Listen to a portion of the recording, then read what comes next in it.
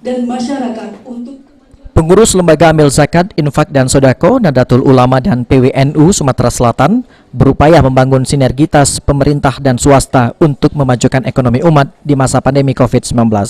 Ketua Lazisnu Sumatera Selatan, Anwar Sadat menjelaskan untuk membangun sinergitas tersebut, pihaknya mengundang 3 bupati, yakni Bupati Musi Banyuasin, Dodi Reza Alek Nurdin, Bupati Banyuasin Askolani, dan Bupati Ogan Komering Ilir, yang dalam hal ini diwakili oleh Asisten 1 Antonius Leonardo. Selain seminar dan juga lokarya dengan tema program dan juga kebijakan untuk kemajuan ekonomi umat di masa COVID-19 di Hotel Santika Premier Palembang ini juga dihadiri oleh puluhan pelaku usaha, CSO dan juga tokoh pemuda dan juga masyarakat. Bupati Musi Banyuasin Dodi Reza Alek Nurdin pada seminar dan lokarya itu mengatakan kegiatan ini menghasilkan sinergitas yang baik antara pihak pemerintah khususnya Kabupaten Musi Banyuasin, Banyuasin dan Ogan Komering Ilir bersama Nahdlatul Ulama Sumatera Selatan.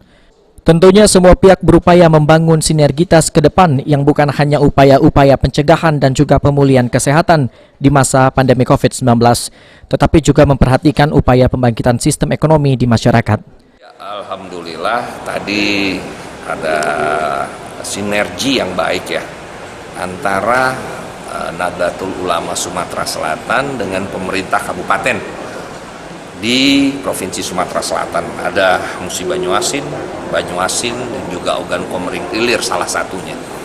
Kita pikir bahwa ke depan ini kan yang harus diperhatikan ini setelah upaya-upaya pencegahan atau pemulihan dari kesehatan itu bagaimana kita merestrukturisasi, merestart kembali ekonomi.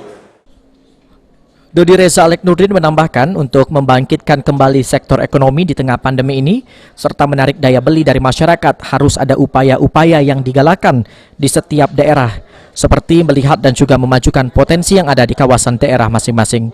Jadi ada beberapa hal yang disampaikan di forum dan juga tentu dengan dukungan dari berbagai pihak ada beberapa hal yang bisa kita galakkan lagi tergantung potensi daerah masing-masing.